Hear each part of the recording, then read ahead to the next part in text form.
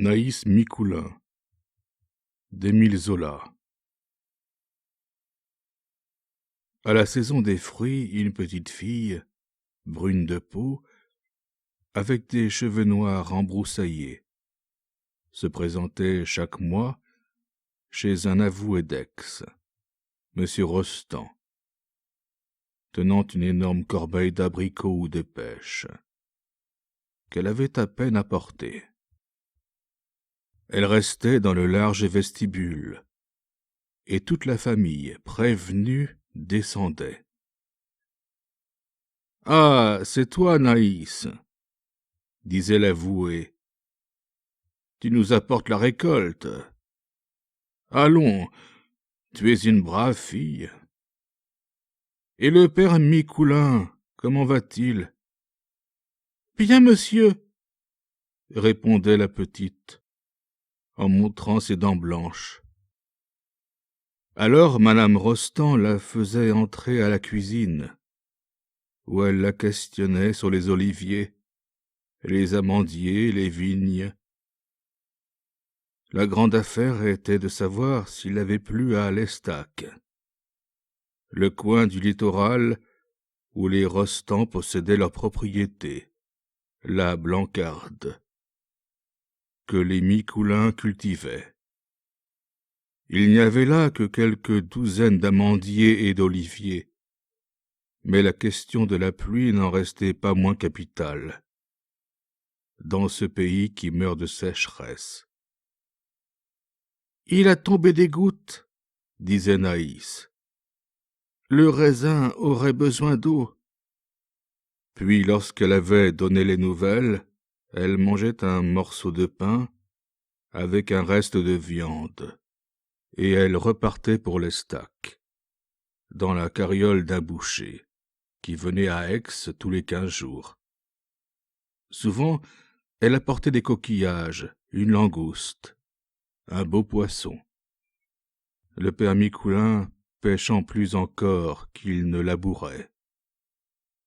Quand elle arrivait pendant les vacances, Frédéric, le fils de l'avoué, descendait d'un bond dans la cuisine pour lui annoncer que la famille allait bientôt s'installer à la Blancarde, en lui recommandant de tenir prêts ses filets et ses lignes. Il la tutoyait, car il avait joué avec elle tout petit. Depuis l'âge de 12 ans seulement, elle l'appelait Monsieur Frédéric, par respect.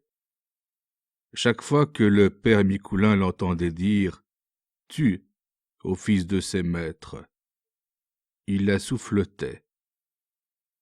Mais cela n'empêchait pas que les deux enfants fussent très bons amis.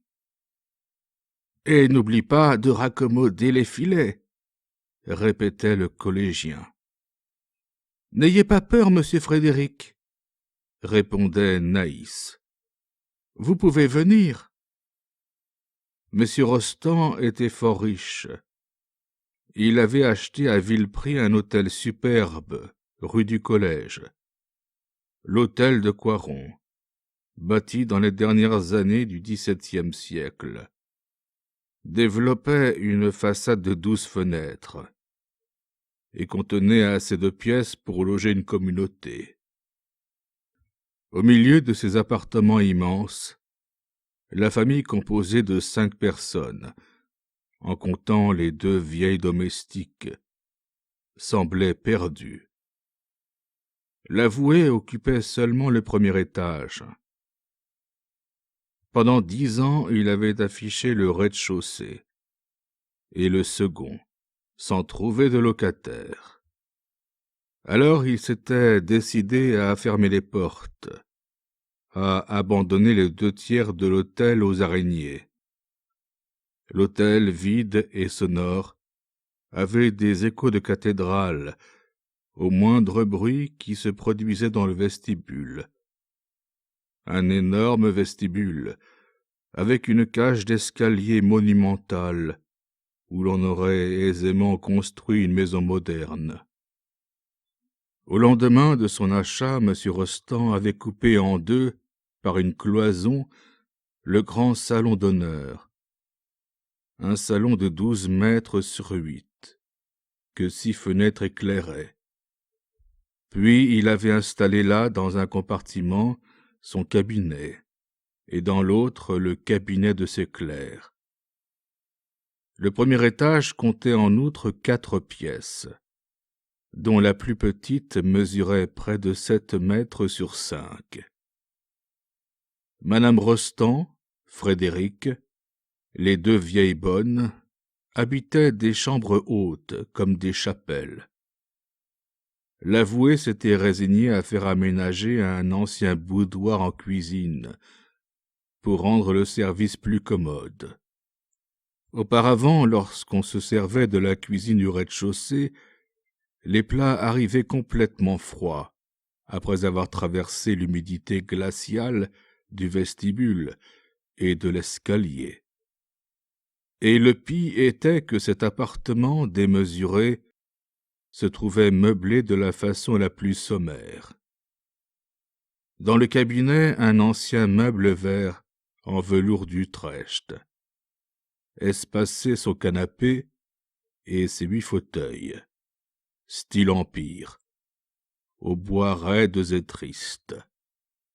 Un petit guéridon de la même époque semblait un joujou au milieu de l'immensité de la pièce. Sur la cheminée, il n'y avait qu'une affreuse pendule de marbre moderne, entre 2 vases, tandis que le carrelage, passé au rouge et frotté, luisait un éclat dur. Les chambres à coucher étaient encore plus vides. On sentait là le tranquille dédain des familles du Midi, même les plus riches, pour le confort et le luxe. Dans cette bienheureuse contrée du soleil, où la vie se passe au dehors. Les Rostand n'avaient certainement pas conscience de la mélancolie, du froid mortel qui désolait ces grandes salles, dont la tristesse de ruine semblait accrue par la rareté et la pauvreté des meubles. L'avoué était pourtant un homme fort adroit. Son père lui avait laissé une des meilleures études d'Aix, et il trouvait moyen d'augmenter sa clientèle par une activité rare dans ce pays de paresse. Petit, remuant, avec un fin visage de fouine, il s'occupait passionnément de son étude. Le soin de sa fortune le tenait d'ailleurs tout entier. Il ne jetait même pas les yeux sur un journal, pendant les rares heures de flânerie qu'il tuait au cercle. Sa femme, au contraire, passait pour une des femmes intelligentes et distinguées de la ville. Elle était née de Villebonne, ce qui lui laissait une auréole de dignité, malgré sa désalliance. Mais elle montrait un rigorisme si outré, elle pratiquait ses devoirs religieux avec tant d'obstination étroite, qu'elle avait comme séché dans l'existence méthodique qu'elle menait. Quant à Frédéric, il grandissait entre ce père si affairé et cette mère si rigide. Pendant ses années de collège, il fut un cancre de la belle espèce, tremblant devant sa mère, mais ayant tant de répugnance pour le travail que dans le salon, le soir, il lui arrivait de rester des heures le nez sur ses livres, sans lire une ligne, l'esprit perdu, tandis que ses parents s'imaginaient à le voir qu'il étudiait ses leçons. Irrités de sa paresse, ils le mirent pensionnaire au collège, et il ne travailla pas davantage, moins surveillé qu'à la maison, enchanté de ne plus sentir toujours peser sur lui des yeux sévères. Aussi alarmés des allures émancipées qu'il prenait, finirent-ils par le retirer, afin de l'avoir de nouveau sous leur férule. Il termina sa seconde et sa rhétorique, gardé de si près qu'il eût enfin travaillé. Sa mère examinait ses cahiers, le forçait à répéter ses leçons, se tenait derrière lui à toute heure comme un gendarme. Grâce à cette surveillance, Frédéric ne fut refusé que 2 fois aux examens du baccalauréat. Aix possède une école de droit renommée, où le fils Rostand prit naturellement ses inscriptions. Dans cette ancienne ville parlementaire, il n'y a guère que des avocats, des notaires et des avoués, groupés là autour de la cour. On y fait son droit quand même, quitte ensuite à planter tranquillement ses choux. Il continua d'ailleurs sa vie du collège, travaillant le moins possible, tâchant simplement de faire croire qu'il travaillait beaucoup. Madame Rostand, à son grand regret, avait dû lui accorder plus de liberté.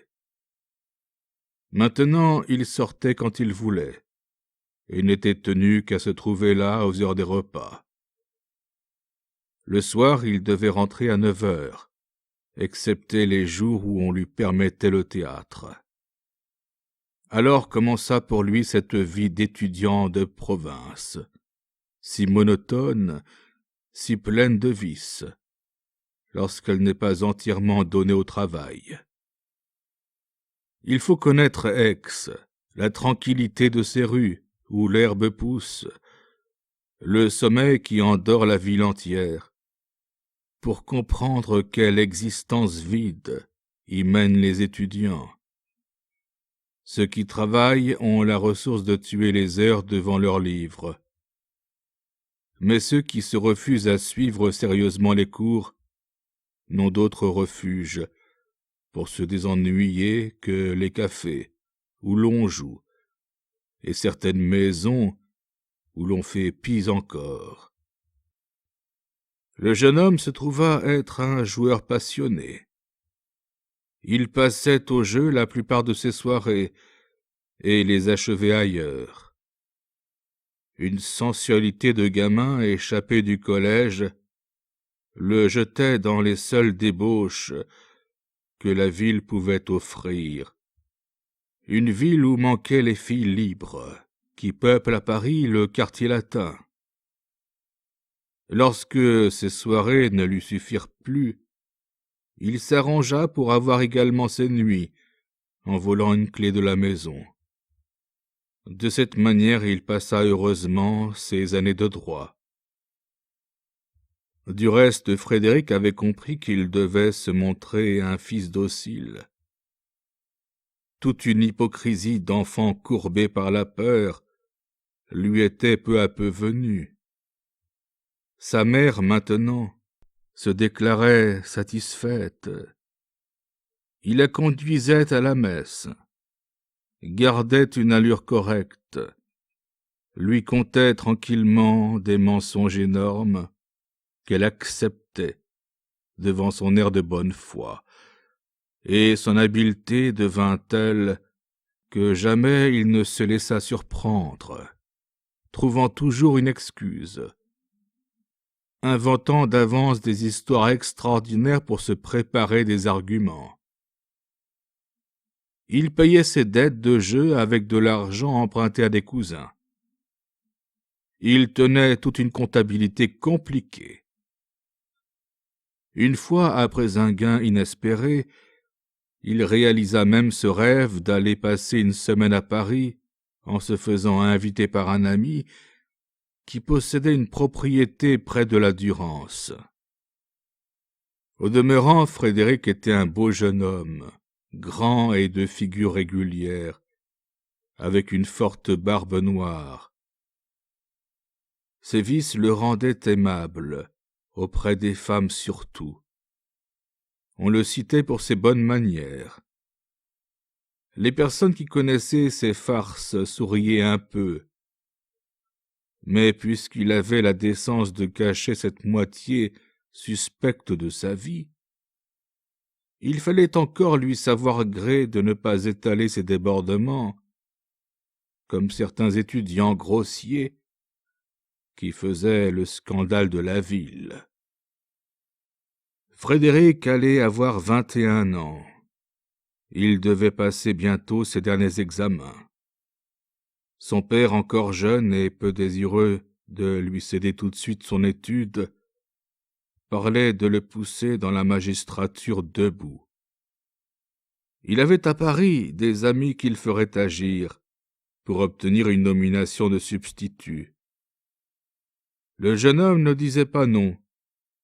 Jamais il ne combattait ses parents d'une façon ouverte. Mais il avait un mince sourire qui indiquait son intention arrêtée de continuer l'heureuse flânerie dont il se trouvait si bien. Il savait son père riche. Il était fils unique.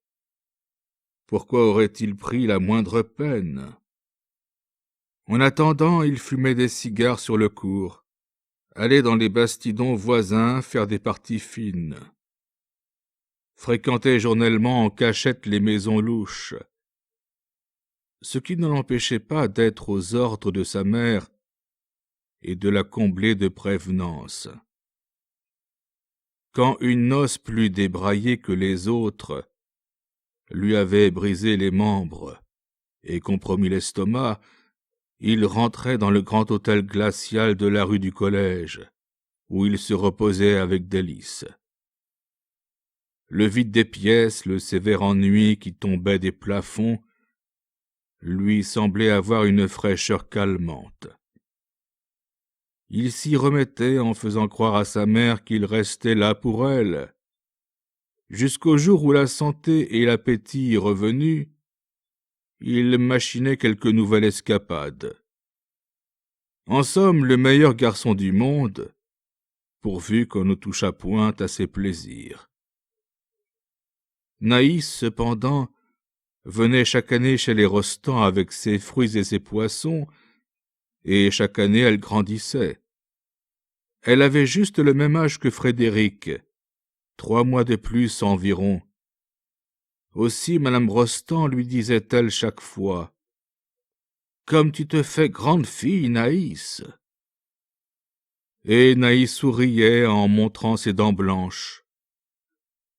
Le plus souvent, Frédéric n'était pas là. Mais un jour, la dernière année de son droit, il sortait. Lorsqu'il trouva Naïs debout dans le vestibule, avec sa corbeille, il s'arrêta net d'étonnement. Il ne reconnaissait pas la longue fille mince et déhanchée qu'il avait vue l'autre saison à la Blancarde. Naïs était superbe, avec sa tête brune, sous le casque sombre de ses épais cheveux noirs. Et elle avait des épaules fortes, une taille ronde, des bras magnifiques dont elle montrait les poignets nus. En une année, elle venait de pousser comme un jeune arbre. « C'est toi ?» dit-il d'une voix balbutiante. « Mais oui, monsieur Frédéric !» répondit-elle en le regardant en face, de ses grands yeux où brûlait un feu sombre. « J'apporte des oursins. Quand arrivez-vous? Faut-il préparer les filets ?» Il la contemplait toujours. Il murmura, sans paraître avoir entendu: « Tu es bien belle, Naïs. Qu'est-ce que tu as donc ?» Ce compliment la fit rire. Puis, comme il lui prenait les mains, ayant l'air de jouer, ainsi qu'ils jouaient ensemble autrefois, elle devint sérieuse. Elle le tutoya brusquement, en lui disant tout bas d'une voix un peu rauque: « Non, non, pas ici. Prends garde. Voici ta mère. »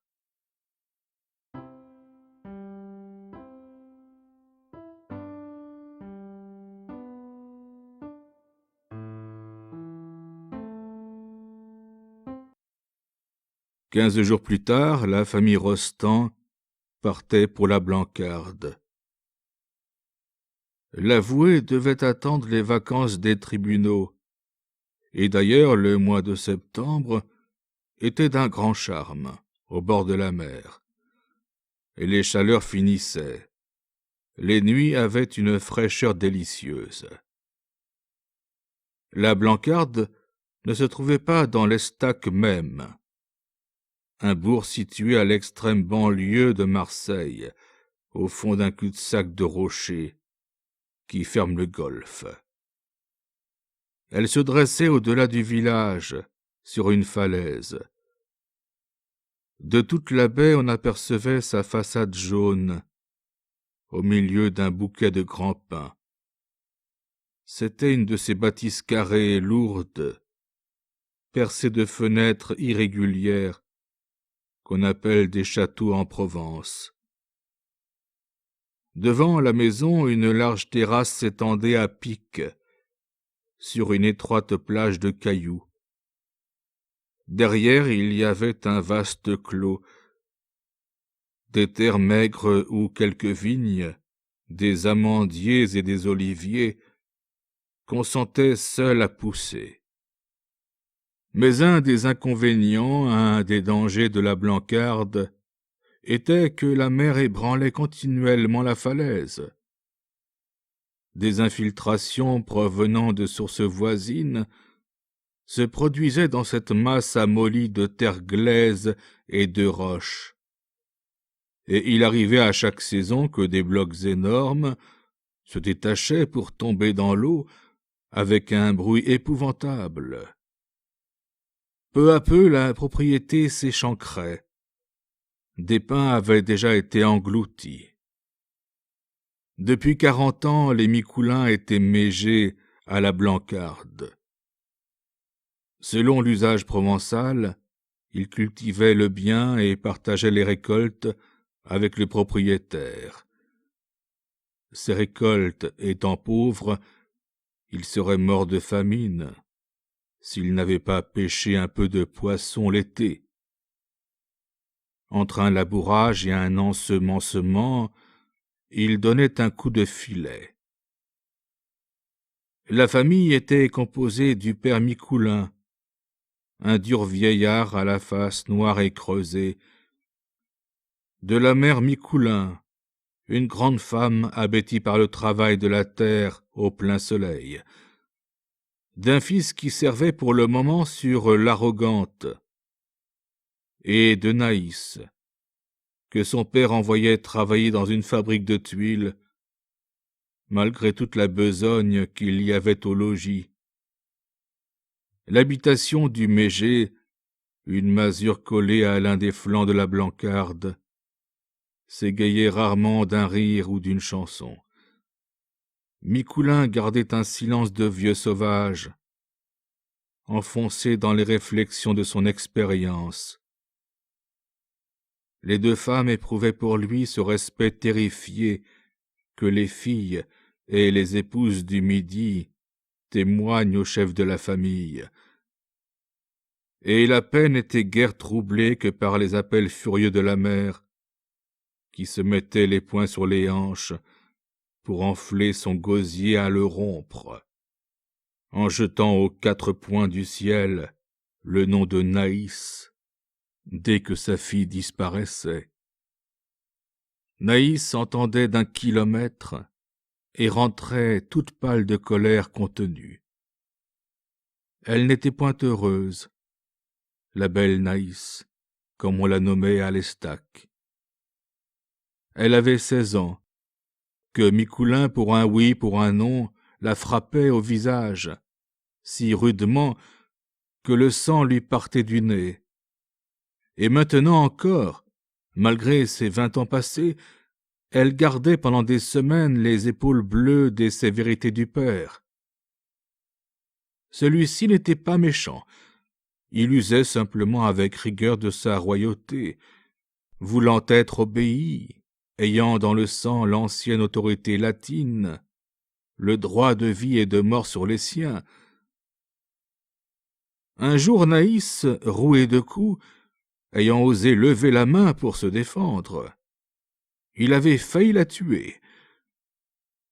La jeune fille, après des corrections, restait frémissante. Elle s'asseyait par terre dans un coin noir, et là, les yeux secs, dévorait l'affront.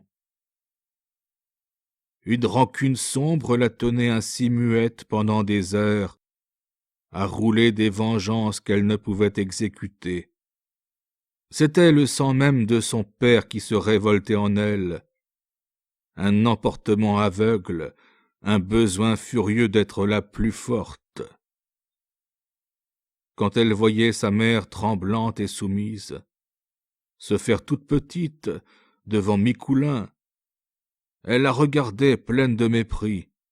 Elle disait souvent « Si j'avais un mari comme ça, je le tuerais ».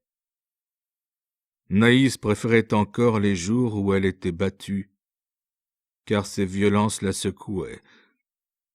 Les autres jours, elle menait une existence si étroite, si enfermée, qu'elle se mourait d'ennui. Son père lui défendait de descendre à l'Estaque, la tenait à la maison dans des occupations continuelles, et même lorsqu'elle n'avait rien à faire, il voulait qu'elle restât là, sous ses yeux. Aussi attendait-elle le mois de septembre avec impatience. Dès que les maîtres habitaient la Blancarde, la surveillance de Micoulin se relâchait forcément. Naïs, qui faisait des courses pour Madame Rostand, se dédommageait de son emprisonnement de toute l'année. Un matin, le père Micoulin avait réfléchi que cette grande fille pouvait lui rapporter 30 sous par jour. Alors il l'émancipa. Il l'envoya travailler dans une tuilerie. Bien que le travail y fût très dur, Naïs était enchantée. Elle partait dès le matin, allait de l'autre côté de l'Estaque, et restait jusqu'au soir au grand soleil, à retourner des tuiles pour les faire sécher. Ses mains s'usaient à cette corvée de manœuvre. Mais elle ne sentait plus son père derrière son dos. Elle riait librement avec des garçons. Ce fut là, dans ce labeur si rude, qu'elle se développa et devint une belle fille.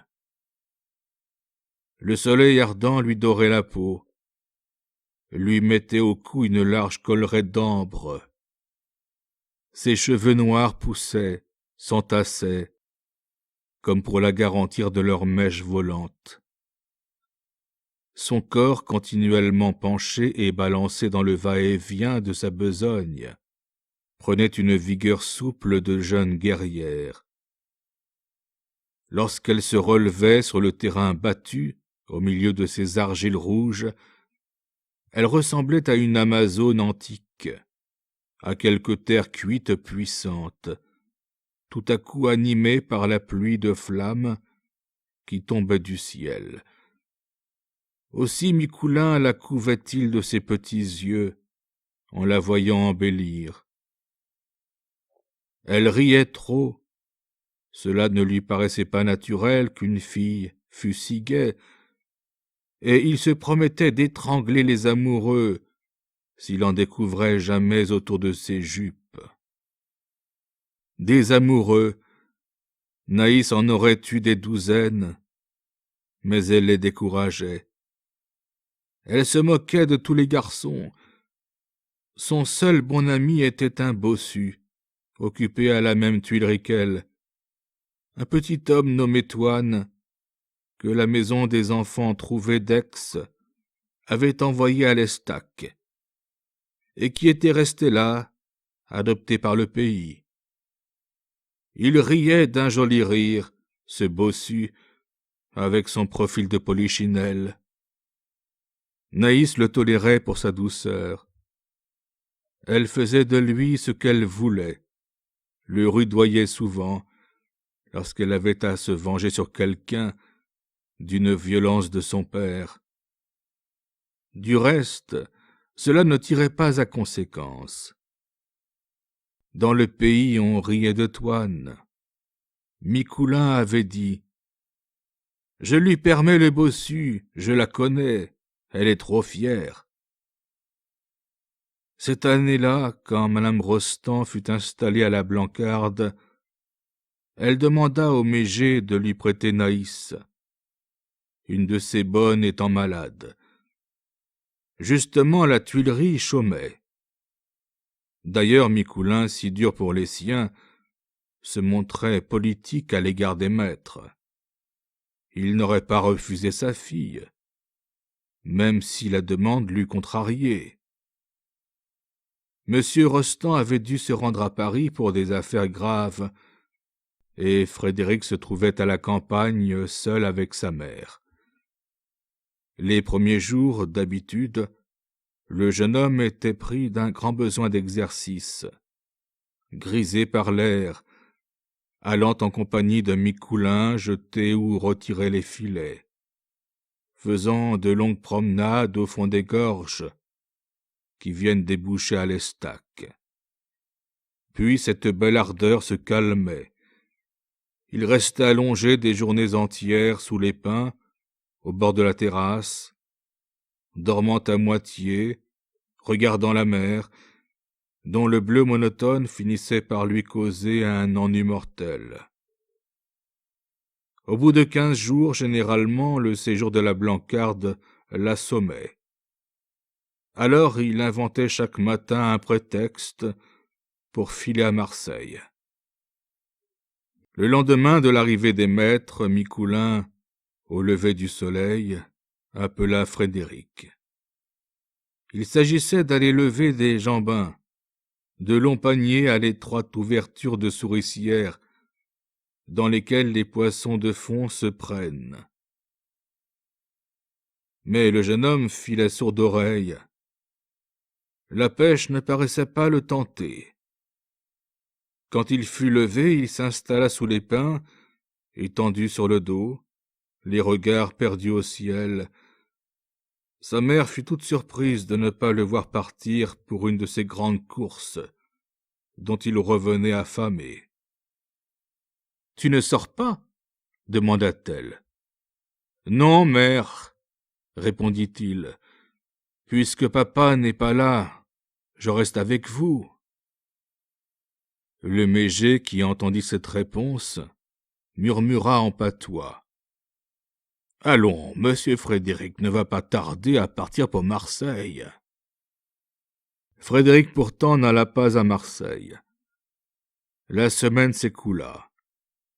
Il était toujours allongé, changeant simplement de place, quand le soleil le gagnait. Par contenance, il avait pris un livre. Seulement, il ne lisait guère. Le livre, le plus souvent, traînait parmi les aiguilles de pin, séchées sur la terre dure. Le jeune homme ne regardait même pas la mer, la face tournée vers la maison. Il semblait s'intéresser au service, guetter les bonnes qui allaient et venaient, traversant la terrasse à toute minute, et quand c'était Naïs qui passait, de courtes flammes s'allumaient dans ses yeux de jeune maître sensuel. Alors Naïs ralentissait le pas, s'éloignait avec le balancement rythmé de sa taille, sans jamais jeter un regard sur lui. Pendant plusieurs jours, ce jeu dura. Devant sa mère, Frédéric traitait Naïs presque durement, en servante maladroite. La jeune fille grondée baissait les yeux avec une sournoiserie heureuse, comme pour jouir de ses fâcheries. Un matin au déjeuner, Naïs cassa un saladier. Frédéric s'emporta. « Est-elle sotte ?» cria-t-il. « Où a-t-elle la tête ?» Et il se leva furieux en ajoutant que son pantalon était perdu. Une goutte d'huile l'avait taché au genou, mais il en faisait une affaire. « Quand tu me regarderas, donne-moi une serviette et de l'eau, aide-moi !» Naïs trempa le coin d'une serviette dans une tasse, puis se mit à genoux devant Frédéric pour frotter la tache. « Laisse !» répétait madame Rostand. « C'est comme si tu ne faisais rien. » Mais la jeune fille ne lâchait point la jambe de son maître, qu'elle continuait à frotter de toute la force de ses beaux bras. Lui grondait toujours des paroles sévères. Jamais on n'a vu une pareille maladresse. Elle aurait fait exprès que ce saladier ne serait pas venu se casser plus près de moi. Ah, bien, si elle nous servait à Aix, notre porcelaine serait vite en pièces. Ces reproches étaient si peu proportionnés à la faute que madame Rostand crut devoir calmer son fils lorsque Naïs ne fut plus là. « Qu'as-tu donc contre cette pauvre fille ? On dirait que tu ne peux la souffrir. Je te prie d'être plus doux pour elle. C'est une ancienne camarade de jeu, et elle n'a pas ici la situation d'une servante ordinaire. »« Et elle m'ennuie !» répondit Frédéric, en affectant un air de brutalité. Le soir même, à la nuit tombée, Naïs et Frédéric se rencontrèrent dans l'ombre, au bout de la terrasse. Ils ne s'étaient point encore parlé seul à seul. On ne pouvait les entendre de la maison.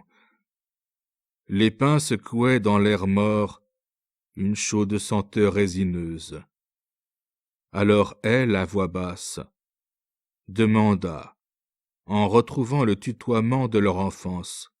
« Pourquoi m'as-tu grondé, Frédéric ? Tu es bien méchant. » Sans répondre, il lui prit les mains, il la tira contre sa poitrine, la baisa aux lèvres. Elle le laissa faire, et s'en alla ensuite, pendant qu'il s'asseyait sur le parapet, pour ne point paraître devant sa mère tout secoué d'émotion. 10 minutes plus tard, elle servait à table, avec son grand calme un peu fier. Frédéric et Naïs ne se donnèrent pas de rendez-vous. Ce fut une nuit qu'ils se retrouvèrent sous un olivier au bord de la falaise. Pendant le repas, leurs yeux s'étaient plusieurs fois rencontrés avec une fixité ardente. La nuit était très chaude. Frédéric fuma des cigarettes à sa fenêtre jusqu'à 1 heure, interrogeant l'ombre. Vers 1 heure, il aperçut une forme vague qui se glissait le long de la terrasse. Alors, il n'hésita plus. Il descendit sur le toit d'un hangar, d'où il sauta ensuite à terre, en s'aidant de longues perches, posées là dans un angle. De cette façon, il ne craignait pas de réveiller sa mère. Puis, quand il fut en bas, il marcha droit à un vieil olivier, certain que Naïs l'attendait. « Tu es là ?» demanda-t-il à demi-voix. « Oui, » répondit-elle simplement. Et il s'assit près d'elle dans le chaume. Il la prit à la taille, tandis qu'elle appuyait la tête sur son épaule. Un instant, ils restèrent sans parler. Le vieil olivier, au bois noueux, les couvrait de son toit de feuilles grises. En face, la mer s'étendait, noire, immobile sous les étoiles. Marseille, au fond du golfe, était cachée par une brume. À gauche, seul le phare tournant de Planier revenait toutes les minutes, trouant les ténèbres d'un rayon jaune qui s'éteignait brusquement, et rien n'était plus doux ni plus tendre que cette lumière, sans cesse perdue à l'horizon et sans cesse retrouvée. « Ton père est donc absent ?» reprit Frédéric. « J'ai sauté par la fenêtre, » dit-elle de sa voix grave. Ils ne parlèrent point de leur amour. Cet amour venait de loin, du fond de leur enfance. Maintenant, ils se rappelaient des jeux, où le désir perçait déjà dans l'enfantillage. Cela leur semblait naturel, de glisser à des caresses. Ils n'auraient su que se dire. Ils avaient l'unique besoin d'être l'un à l'autre. Lui la trouvait belle, excitante avec son hâle et son odeur de terre, et elle goûtait un orgueil de fille battue à devenir la maîtresse du jeune maître. Elle s'abandonna. Le jour allait paraître quand tous deux rentrèrent dans leur chambre par le chemin qu'ils avaient pris pour en sortir.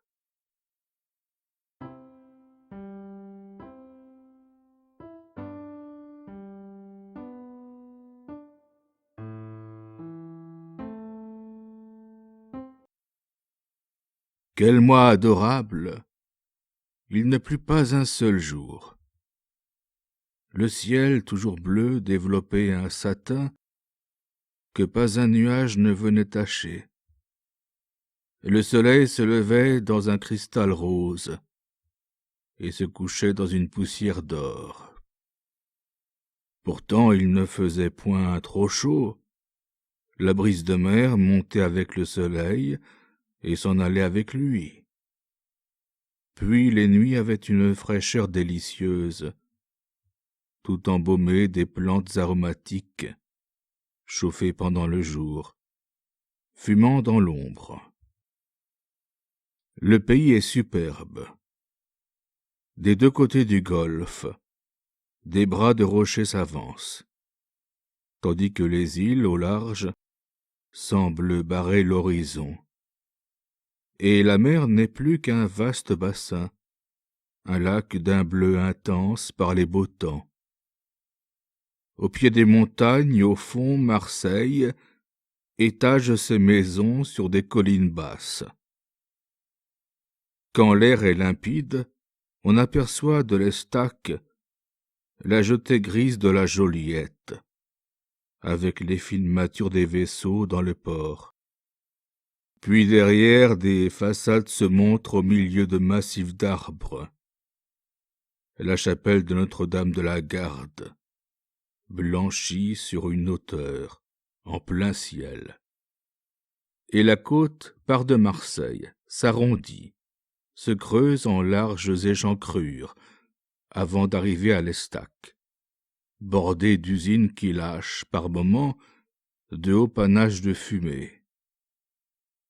Lorsque le soleil tombe d'aplomb, la mer, presque noire, est comme endormie entre les deux promontoires de rochers, dont la blancheur se chauffe de jaune et de brun.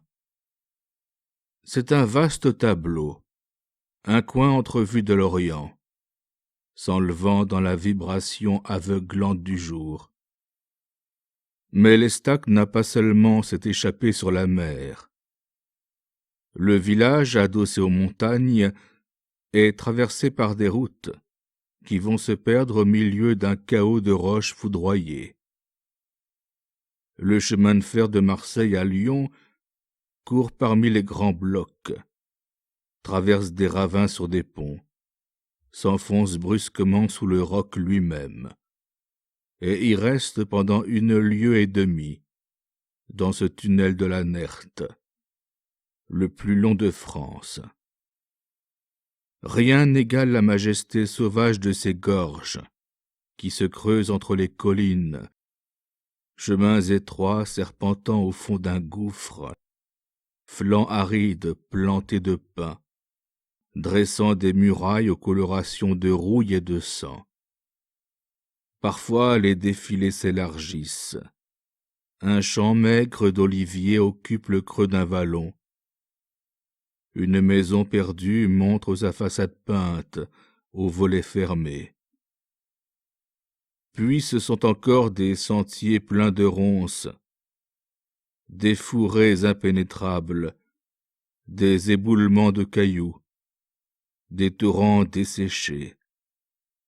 Toutes les surprises d'une marche dans un désert.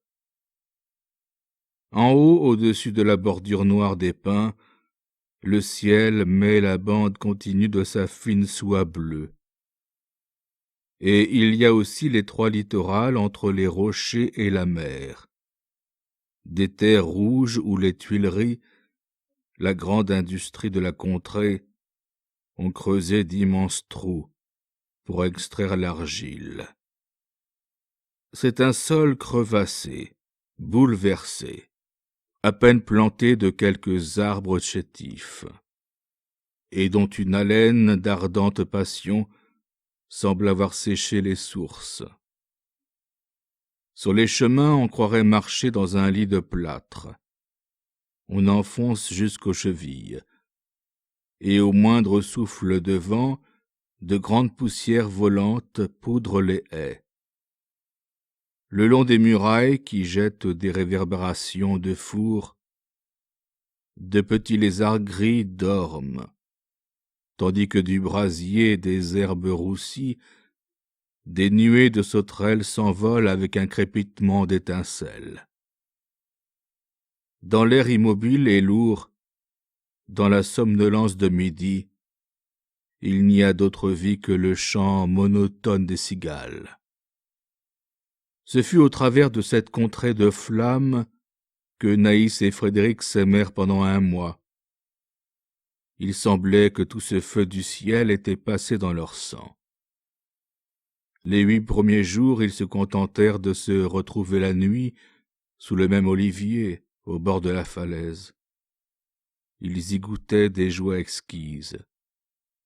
La nuit fraîche calmait leur fièvre. Ils tendaient parfois leur visage et leurs mains brûlantes aux haleines qui passaient, pour les rafraîchir comme dans une source froide. La mer à leurs pieds, au bas des roches, avait une plainte voluptueuse et lente. Une odeur pénétrante d'herbes marines les grisait de désir. Puis au bras l'un de l'autre, las d'une fatigue heureuse, ils regardaient de l'autre côté des eaux le flamboiement nocturne de Marseille, les feux rouges de l'entrée du port, jetant dans la mer des reflets sanglants, les étincelles du gaz dessinant à droite et à gauche les courbes allongées des faubourgs. Au milieu, sur la ville, c'était un pétillement de lueurs vives, tandis que le jardin de la colline Bonaparte était nettement indiqué par 2 rampes de clarté qui tournaient au bord du ciel. Toutes ces lumières au-delà du golfe endormi semblaient éclairer quelque ville du rêve que l'aurore devait emporter, et le ciel, élargi au-dessus du chaos noir de l'horizon, était pour eux un grand charme, un charme qui les inquiétait et les faisait se serrer davantage. Une pluie d'étoiles tombait. Les constellations, dans ces nuits claires de la Provence, avaient des flammes vivantes. Frémissant sous ces vastes espaces, ils baissaient la tête. Ils ne s'intéressaient plus qu'à l'étoile solitaire du phare de Planier, dont la lueur dansante les attendrissait, pendant que leurs lèvres se cherchaient encore. Mais une nuit, ils trouvèrent une large lune à l'horizon, dont la face jaune les regardait. Dans la mer, une traînée de feu luisait comme si un poisson gigantesque, quelque anguille des grands fonds, eût fait glisser les anneaux sans fin de ses écailles d'or, et un demi-jour éteignait les clartés de Marseille, baignait les collines et les échancrures du golfe. À mesure que la lune montait, le jour grandissait, les ombres devenaient plus nettes. Dès lors ce témoin les gêna. Ils eurent peur d'être surpris en restant si près de la Blancarde. Au rendez-vous suivant, ils sortirent du clos par un coin de mur écroulé. Ils promenèrent leurs amours dans tous les abris que le pays offrait. D'abord, ils se réfugièrent au fond d'une tuilerie abandonnée. Le hangar ruiné y surmontait une cave, dans laquelle les 2 bouches du four s'ouvraient encore. Mais ce trou les attristait. Ils préféraient sentir sur leur tête le ciel libre. Ils coururent les carrières d'argile rouge. Ils découvrirent des cachettes délicieuses, de véritables déserts de quelques mètres carrés, d'où ils entendaient seulement les aboiements des chiens qui gardaient les bastides. Ils allèrent plus loin, se perdirent en promenade le long de la côte rocheuse, du côté de Niolon, suivirent aussi les chemins étroits des gorges, cherchèrent les grottes, les crevasses lointaines. Ce fut pendant 15 jours des nuits pleines de jeux et de tendresse. La lune avait disparu, le ciel était redevenu noir, mais maintenant il leur semblait que la Blancarde était trop petite pour les contenir. Ils avaient le besoin de se posséder dans toute la largeur de la terre. Une nuit, comme ils suivaient un chemin au-dessus de l'Estac, pour gagner les gorges de la Nerte, ils crurent entendre un pas étouffé qui les accompagnait, derrière un petit bois de pin, planté au bord de la route. Ils s'arrêtèrent, pris d'inquiétude. « Entends-tu » demanda Frédéric. « Oui, quelques chiens perdus » murmura Naïs. Et ils continuèrent leur marche. Mais au premier coup du chemin, comme le petit bois cessait, ils virent distinctement une masse noire se glisser derrière les rochers. C'était à coup sûr un être humain, bizarre et comme bossu. Naïs eut une légère exclamation.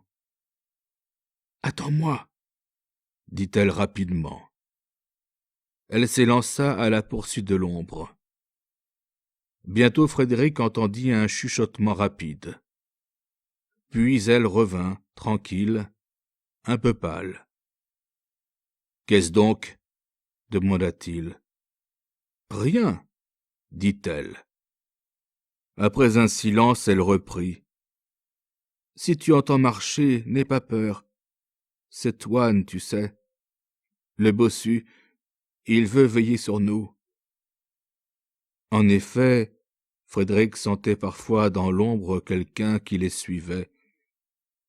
Il y avait comme une protection autour d'eux. À plusieurs reprises, Naïs avait voulu chasser Toine. Mais le pauvre être ne demandait qu'à être son chien. On ne le verrait pas, on ne l'entendrait pas. Pourquoi ne point lui permettre d'agir à sa guise? Dès lors, si les amants eussent écouté, quand ils se baisaient à pleine bouche, dans les Tuileries en ruine, au milieu des carrières désertes, au fond des gorges perdues, ils auraient surpris derrière eux des bruits étouffés de sanglots. C'était Toine, leur chien de garde, qui pleurait dans ses poings tordus.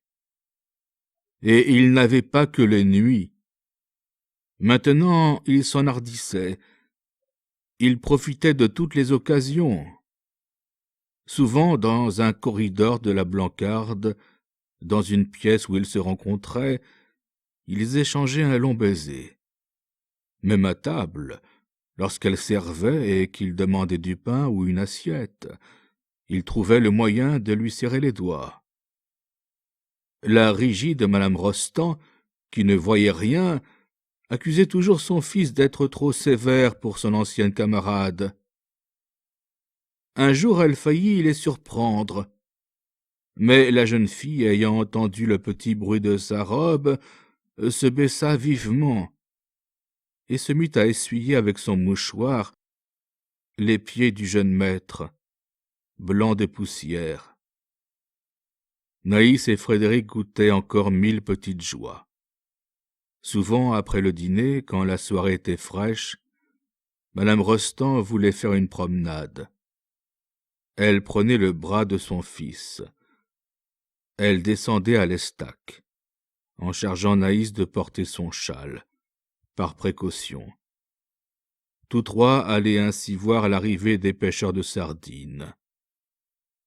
En mer, des lanternes dansaient. On distinguait bientôt les masses noires des barques, qui abordaient avec le sourd battement des rames. Les jours de grande pêche, des voix joyeuses s'élevaient, des femmes accouraient, chargées de paniers, et les 3 hommes qui montaient chaque barque se mettaient à dévider le filet, laissé en tas sous les bancs. C'était comme un large ruban sombre, tout pailleté de lames d'argent. Les sardines, pendues par les ouïes au fil d'émail, s'agitaient encore, jetaient des reflets de métal, puis elles tombaient dans les paniers, ainsi qu'une pluie d'écus à la lumière pâle des lanternes. Souvent madame Rostand restait devant une barque, amusée par ce spectacle. Elle avait lâché le bras de son fils. Elle causait avec les pêcheurs, tandis que Frédéric, près de Naïs, en dehors du rayon de la lanterne, lui serrait les poignets à les briser. Cependant, le père Micoulin gardait son silence de bête expérimentée et têtue. Il allait en mer, revenait donner un coup de bêche, de sa même allure sournoise. Mais ses petits yeux gris avaient depuis quelque temps une inquiétude. Il jetait sur Naïs des regards obliques, sans rien dire. Elle lui semblait changer, il flairait en elle des choses qu'il ne s'expliquait pas. Un jour, elle osa lui tenir tête. Micoulin lui allongea un tel soufflet qui lui fendit la lèvre. Le soir, quand Frédéric sentit sous un baiser la bouche de Naïs enflée, il l'interrogea vivement. « Ce n'est rien, un soufflet que mon père m'a donné, » dit-elle. Sa voix s'était assombrie. Comme le jeune homme se fâchait et déclarait qu'il mettrait ordre à cela. « Non, laisse, » reprit-elle, « c'est mon affaire. Oh, ça finira. » Elle ne lui parlait jamais des gifles qu'elle recevait. Seulement les jours où son père l'avait battue, elle se pendait au cou de son amant avec plus d'ardeur, comme pour se venger du vieux. Depuis 3 semaines, Naïs sortait presque chaque nuit. D'abord, elle avait pris de grandes précautions, puis une audace froide lui était venue, et elle osait tout. Quand elle comprit que son père se doutait de quelque chose, elle redevint prudente. Elle manqua 2 rendez-vous. Sa mère lui avait dit que Micoulin ne dormait plus la nuit. Il se levait, allait d'une pièce dans une autre. Mais devant les regards suppliants de Frédéric, le 3e jour, Naïs oublia de nouveau toute prudence.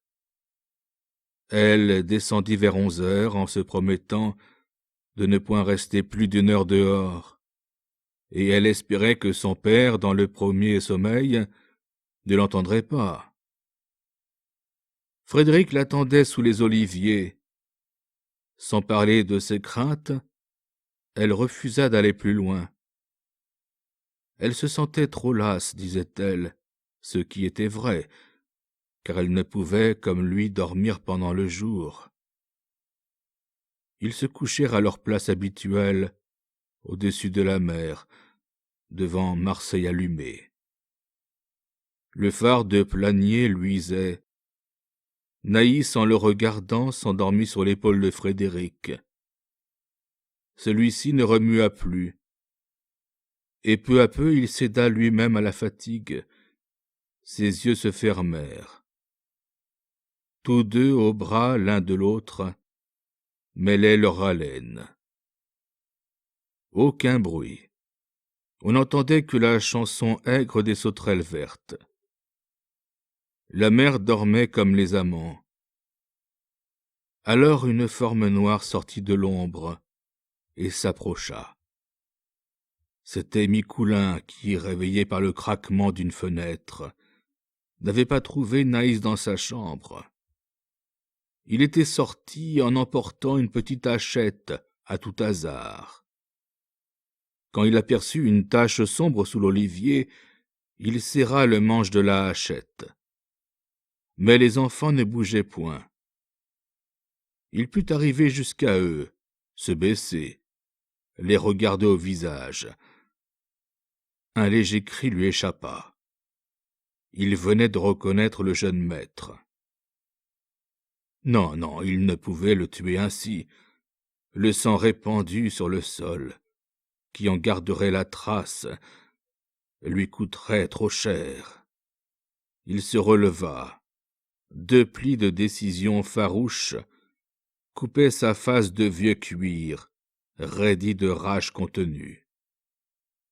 Un paysan n'assassine pas son maître ouvertement, car le maître, même enterré, est toujours le plus fort.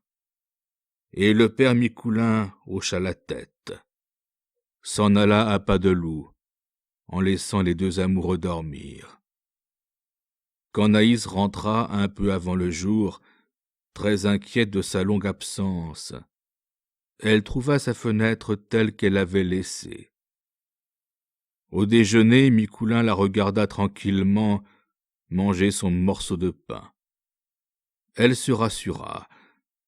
Son père ne devait rien savoir.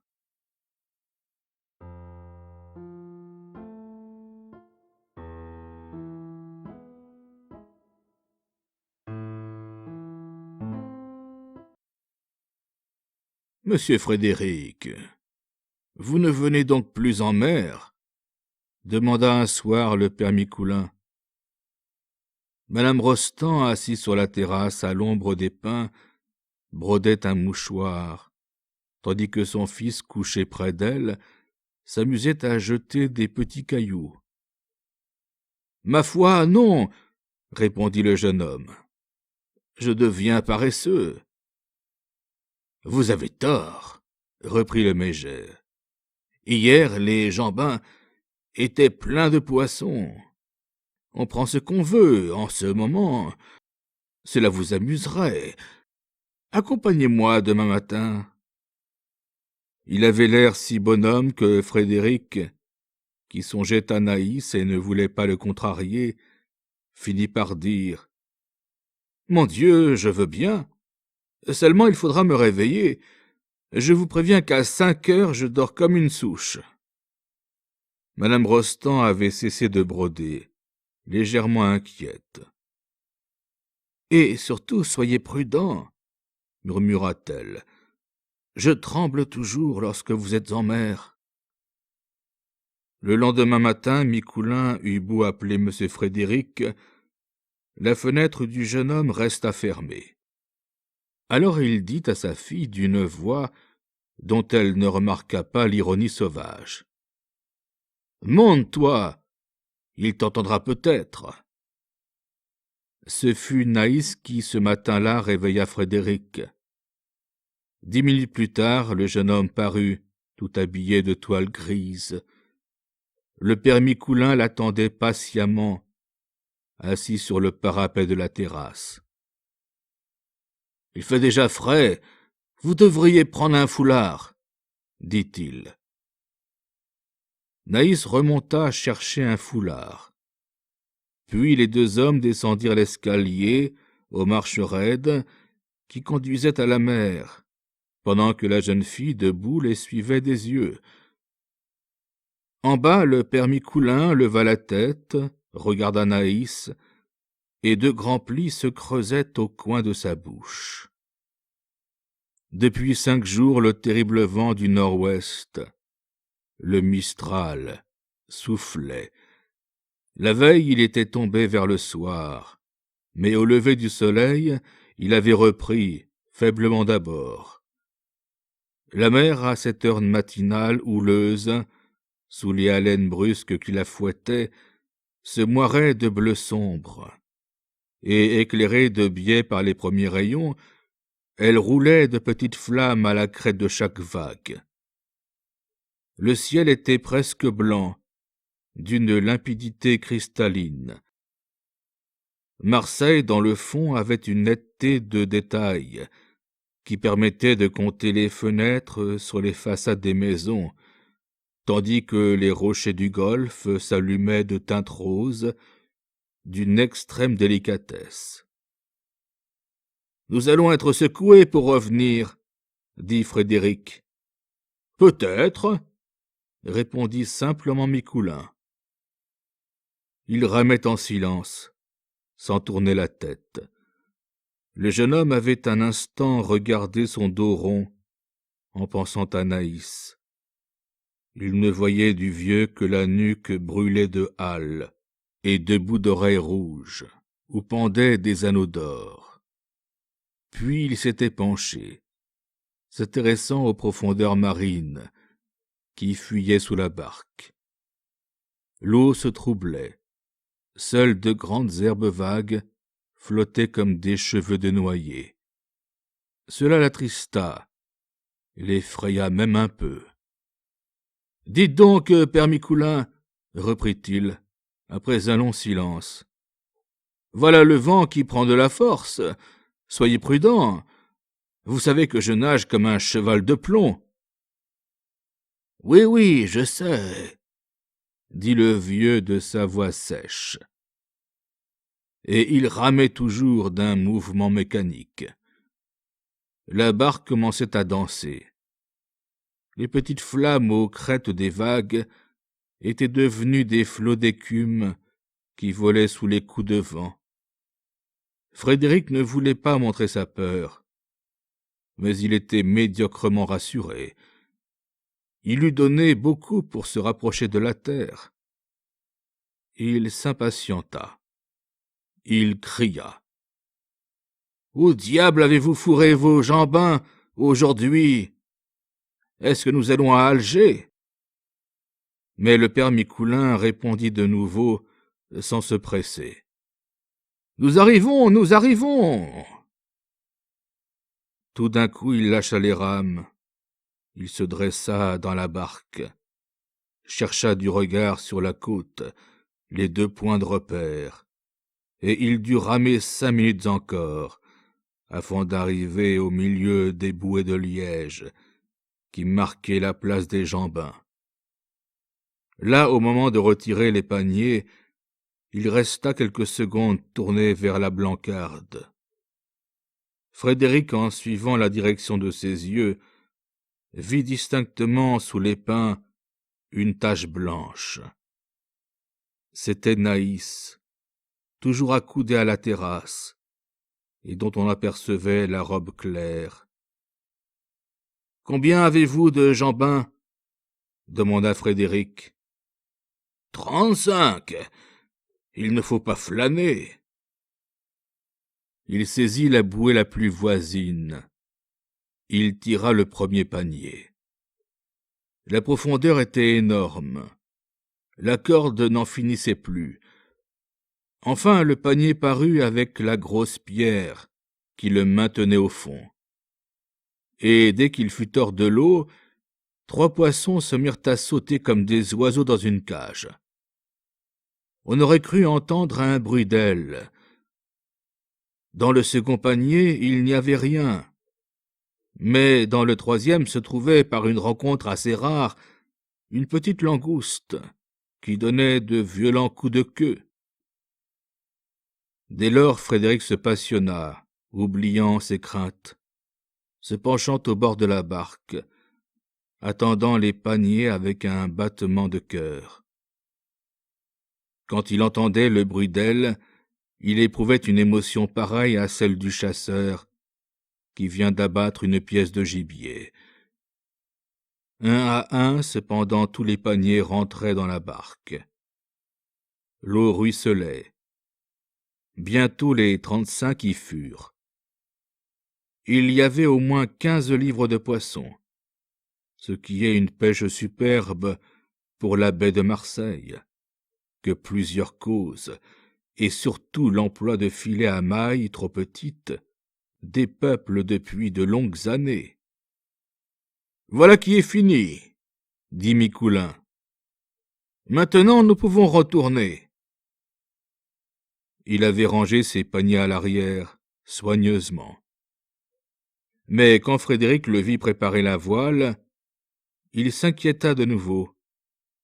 Il dit qu'il serait plus sage de revenir à la rame, par un vent pareil. Le vieux haussa les épaules. Il savait ce qu'il faisait. Et avant de hisser la voile, il jeta un dernier regard du côté de la Blancarde. Naïs était encore là, avec sa robe claire. Alors la catastrophe fut soudaine, comme un coup de foudre. Plus tard, lorsque Frédéric voulut s'expliquer les choses, il se souvint que brusquement un souffle s'était abattu dans la voile, puis que tout avait culbuté. Et il ne se rappelait rien d'autre. Un grand froid seulement, avec une profonde angoisse. Il devait la vie à un miracle. Il était tombé sur la voile, dont l'ampleur l'avait soutenu. Des pêcheurs ayant vu l'accident accoururent et le recueillirent, ainsi que le père Micoulin, qui nageait déjà vers la côte. Madame Rostand dormait encore. On lui cacha le danger que son fils venait de courir. Au bas de la terrasse, Frédéric et le père Micoulin, ruisselant d'eau, trouvèrent Naïs, qui avait suivi le drame. « Coquin de sort !» criait le vieux. « Nous avions ramassé les paniers, nous allions rentrer, c'est pas de chance. » Naïs, très pâle, regardait fixement son père. « Oui, oui, murmura-t-elle, c'est pas de chance. Mais quand on vire contre le vent, on est sûr de son affaire. » Micoulin s'emporta. « Fainéante, qu'est-ce que tu fiches?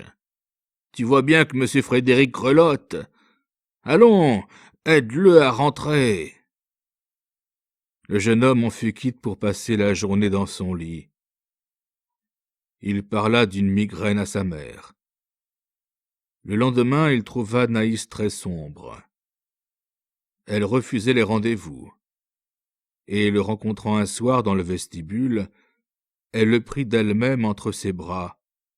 Elle le baisa avec passion. Jamais elle ne lui confia les soupçons qu'elle avait conçus. Seulement à partir de ce jour, elle veilla sur lui.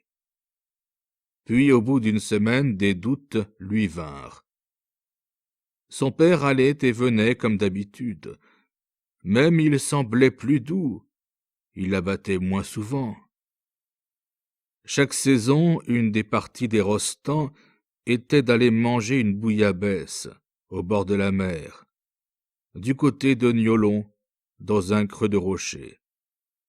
Ensuite, comme il y avait des perdreaux dans les collines, les messieurs tiraient quelques coups de fusil. Cette année-là, Madame Rostand voulut emmener Naïs, qui les servirait, et elle n'écouta pas les observations du méger, dont une contrariété vive ridait la face de vieux sauvage. On partit de bonne heure. La matinée était d'une douceur charmante. Unie comme une glace sous le blond soleil, la mer déroulait une nappe bleue. Aux endroits où passaient des courants, elle frisait.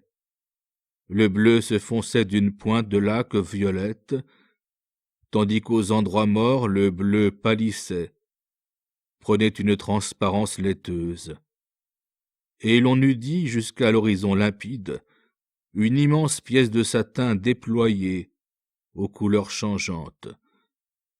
Sur ce lac endormi, la barque glissait mollement. L'étroite plage où l'on aborda se trouvait à l'entrée d'une gorge, et l'on s'installa au milieu des pierres, sur une bande de gazon brûlé, qui devait servir de table. C'était toute une histoire que cette bouillabaisse en plein air. D'abord, Micoulin rentra dans la barque et alla seul retirer ses jambins, qu'il avait placés la veille. Quand il revint, Naïs avait arraché des thym, des lavandes, un tas de buissons secs suffisants pour allumer un grand feu. Le vieux, ce jour-là, devait faire la bouillabaisse, la soupe aux poissons classique, dont les pêcheurs du littoral se transmettent la recette de père en fils.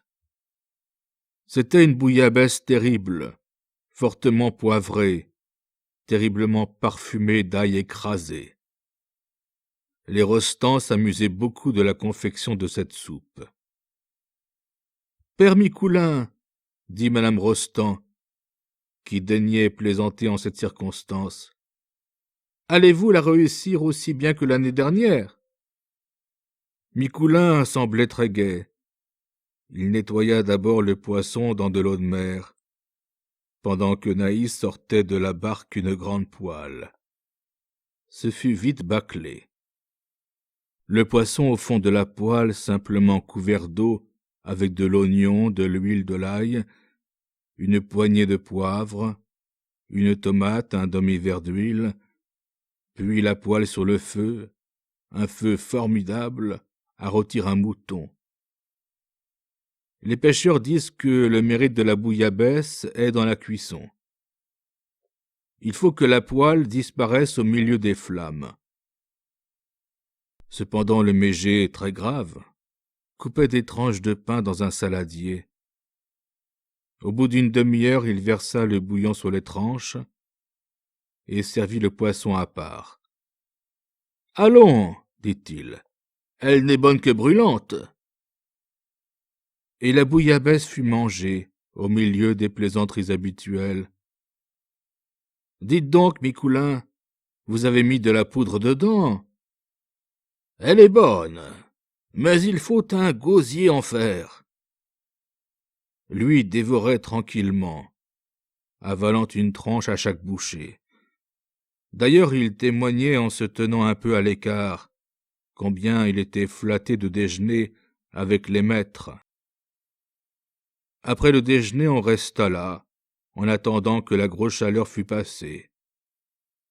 Les rochers éclatants de lumière, éclaboussés de thon roux, étalaient des ombres noires.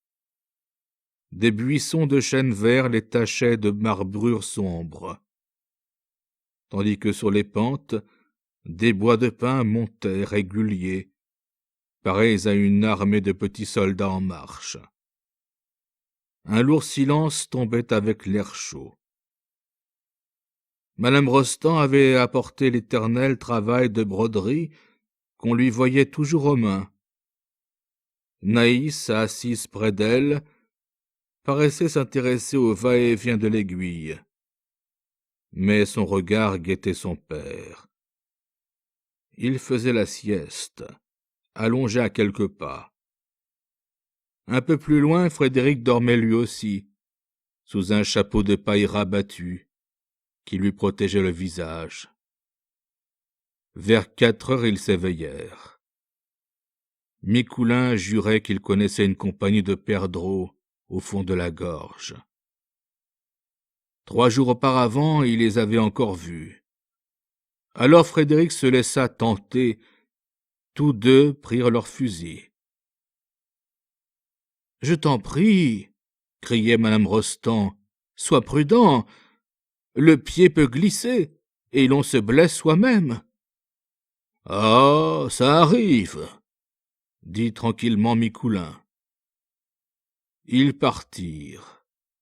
Ils disparurent derrière les rochers. Naïs se leva brusquement et les suivit à distance, en murmurant « Je vais voir. » Au lieu de rester dans le sentier au fond de la gorge, elle se jeta vers la gauche, parmi des buissons, pressant le pas, évitant de faire rouler les pierres. Enfin, au coude du chemin, elle aperçut Frédéric.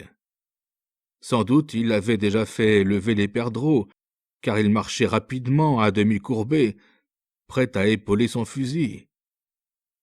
elle ne voyait toujours pas son père. Puis, tout d'un coup, elle le découvrit de l'autre côté du ravin, sur la pente où elle se trouvait elle-même. Il était accroupi. Il semblait attendre. À 2 reprises, il leva son arme. Si les perdreaux s'étaient envolés entre lui et Frédéric, les chasseurs, en tirant, pouvaient s'atteindre. Naïs, qui se glissait de buisson en buisson, était venue se placer anxieuse, derrière le vieux. Les minutes s'écoulaient. En face, Frédéric avait disparu dans un pli de terrain. Il reparut. Il resta un moment immobile. Alors de nouveau, Micoulin, toujours accroupi, ajusta longuement le jeune homme. Mais d'un coup de pied, Naïs avait haussé le canon, et la charge partit en l'air, avec une détonation terrible qui roula dans les échos de la gorge. Le vieux s'était relevé. En apercevant Naïs, il saisit par le canon son fusil fumant, comme pour l'assommer d'un coup de crosse. La jeune fille se tenait debout, toute blanche, avec des yeux qui jetaient des flammes. Il n'osa pas frapper. Il bégaya seulement en patois, tremblant de rage. « Va, va, je le tuerai !» Au coup de feu du méget, les perdreaux s'étaient envolés. Frédéric en avait abattu 2. Vers 6 heures, les Rostans rentrèrent à la Blancarde. Le père Micoulin ramait de son air de brute têtu et tranquille.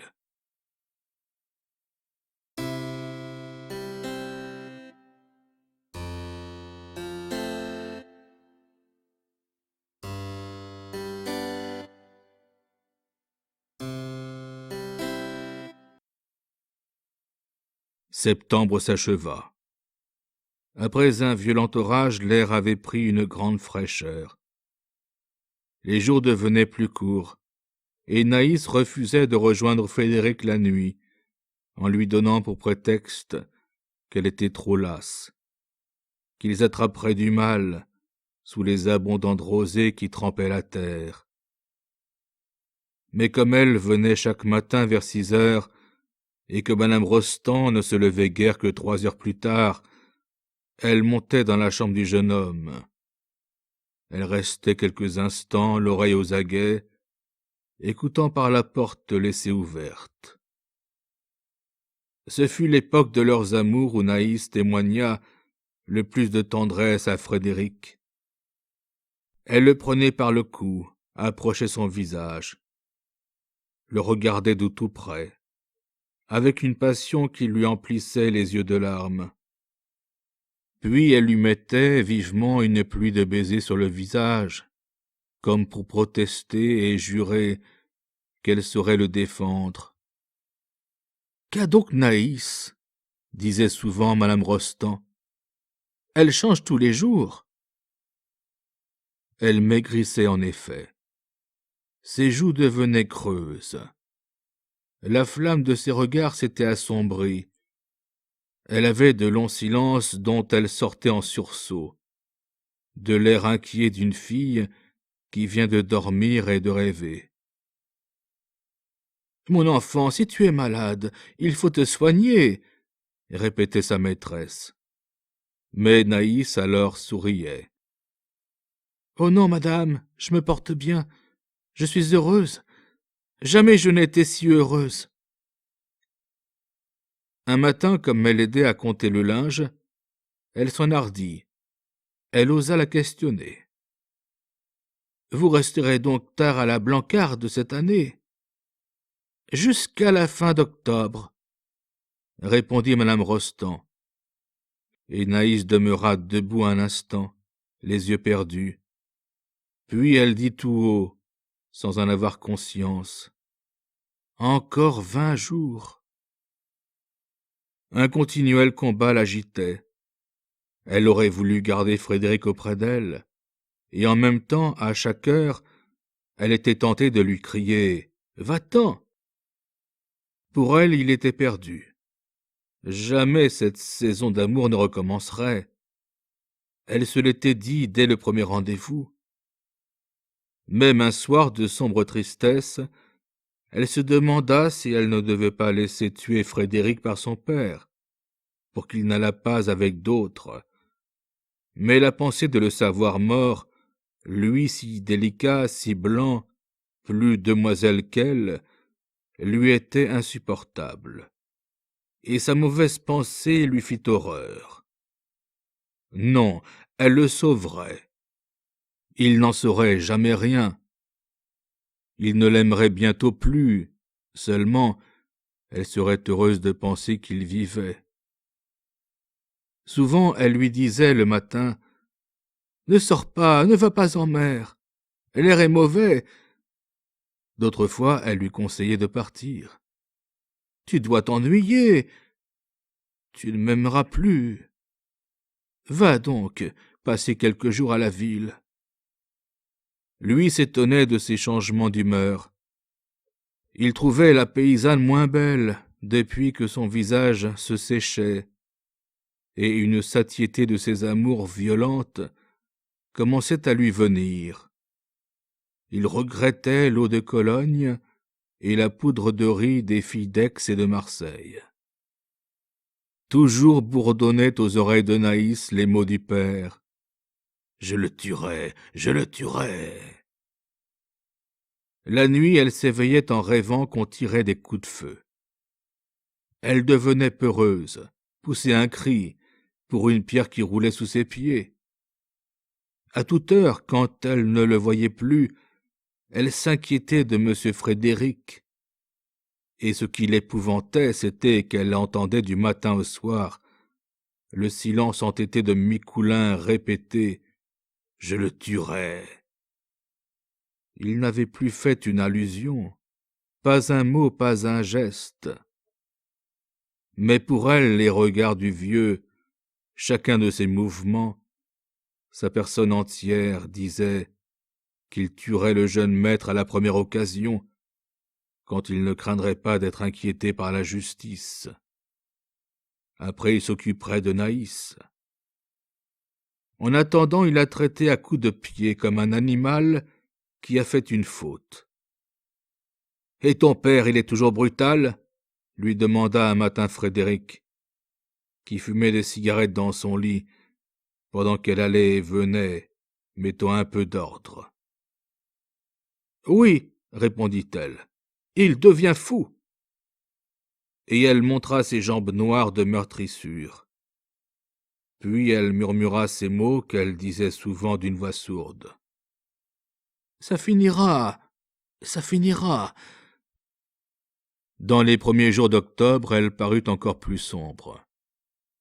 Elle avait des absences, remuait les lèvres, comme si elle se fût parlé tout bas. Frédéric l'aperçut plusieurs fois debout sur la falaise, ayant l'air d'examiner les arbres autour d'elle, mesurant d'un regard la profondeur du gouffre. À quelques jours de là, il la surprit avec Toine, le bossu, en train de cueillir des figues dans un coin de la propriété. Toine venait aider Micoulin quand il y avait trop de besogne. Il était sous le figuier, et Naïs, montée sur une grosse branche, plaisantait. Elle lui criait d'ouvrir la bouche. Elle lui jetait des figues qui s'écrasaient sur sa figure. Le pauvre être ouvrait la bouche, fermait les yeux avec extase, et sa large face exprimait une béatitude sans bornes. Certes, Frédéric n'était pas jaloux, mais il ne put s'empêcher de la plaisanter. « Toine se couperait la main pour nous, » dit-elle de sa voix brève. « Il ne faut pas le maltraiter, on peut avoir besoin de lui. » Le bossu continua de venir tous les jours à la Blancarde.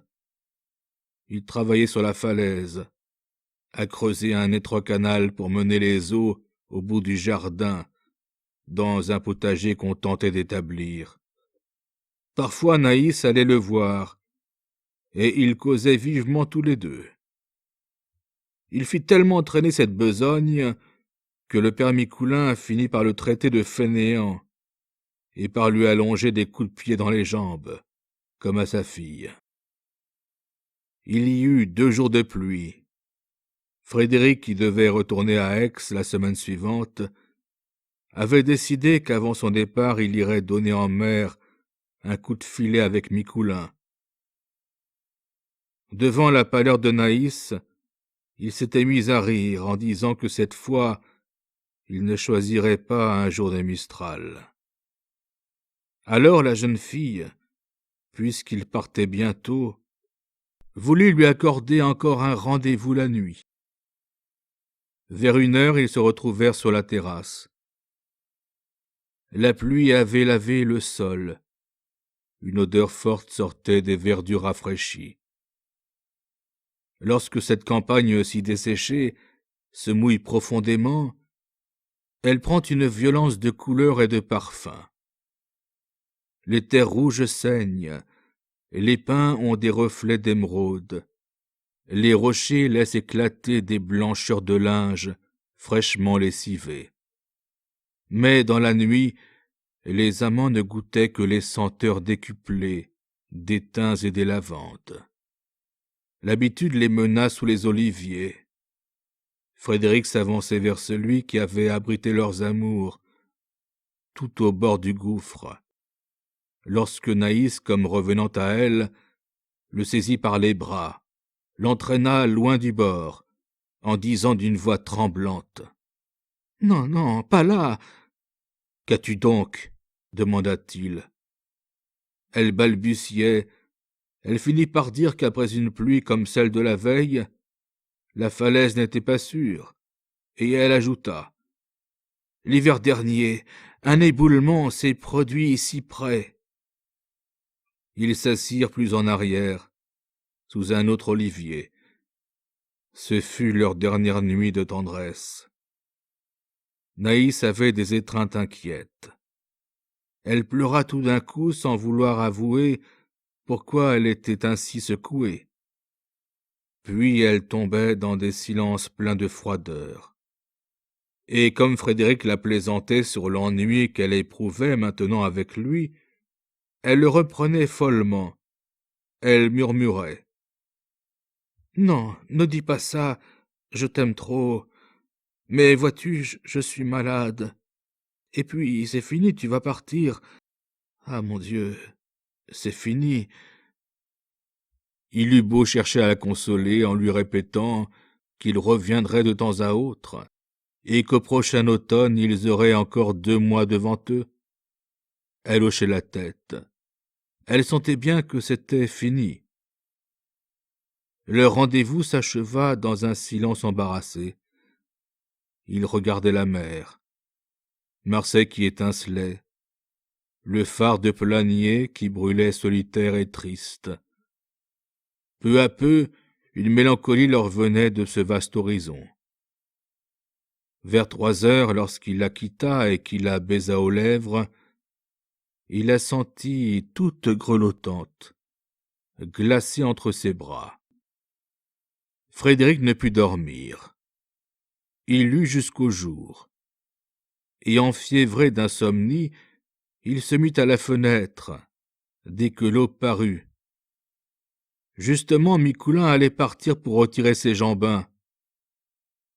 Comme il passait sur la terrasse, il leva la tête.